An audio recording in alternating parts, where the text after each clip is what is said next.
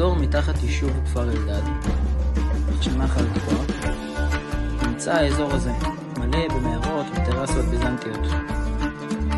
היישוב מיקם מכון לטיהור שפכים, ברמת טיהור גבוהה, שהפך את כל האזור לירוק. בשנה האחרונה היישוב השקיע ומשך מקור מים ישירות לוואדי, מים מתוקים, ובזכותה נטע יער מאכל.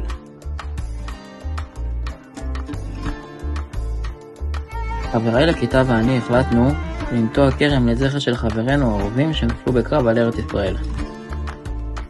השטח הזה הוא האזור שבו ישתל הכרם.